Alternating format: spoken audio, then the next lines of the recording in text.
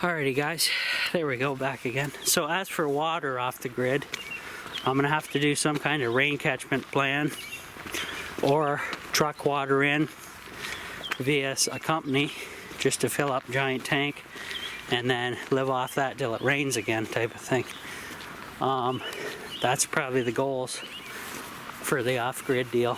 So a 24 volt setup with a separate cooling mini split setup. At that point you just buy a pallet of LG panels because you're gonna use 4 in a string already, just for the solar, just for the DC direct mini split, and you can put more than 4 in series, I'm sure. That's just a minimum. And then use the rest on your house. So you buy a 10 pack of a pallet of the LG bifacial panels. You buy them in bulk like that to save money, and then the leftovers is you use on your solar setup at your place. And I do want to buy one of these all-in-one inverters, but I'm still not convinced on some of these brands. I know MPP is good, the brand, but there's a lot of clones and knockoffs. And getting back to the no insurance, when I build a electrical room for said solar equipment, I'm also going to have to use cement board in there in case of crappy Chinese parts or equipment that fails. Because if it fails, normally that turns into a fire of some sort and then major issues. So fuses, switches are a must, definitely. And it is what it is. But having the unit hung on a cement wall with a cement ceiling board and cement floor, just like in the fireplace room, you'd have to make it a fireproof room or mitigate it so, you know, if there is a fire, it'll burn and then go out and not take the house with it. That's what I'm looking at, because insurance, house insurance, is pretty expensive here in Canada. It's about $4 grand a year. That's expensive. That's, yeah, $4 grand a year savings just off the bat. And those prices are only going to go up as time goes, just like everything else that's gone up. So, you know, you gotta shop around, basically. Be back. Alright guys, so content wise here on YouTube's been pretty lackluster from my channel.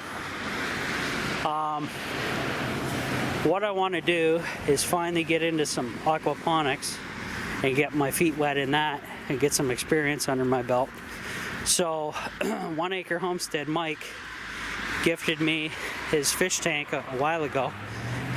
Quite a while ago, he had his aquaponics setup going, and it was working pretty well. So I'm going to try to do my own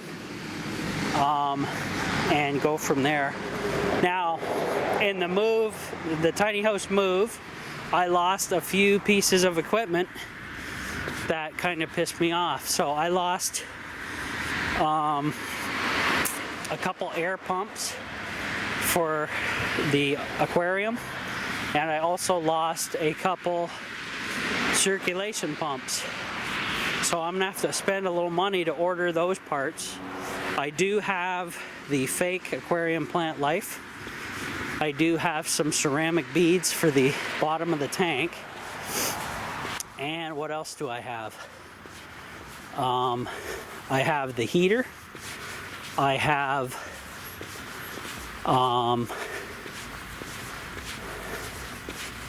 the clay pebbles for the aquaponic grow medium, and I lost the fish tank light as well.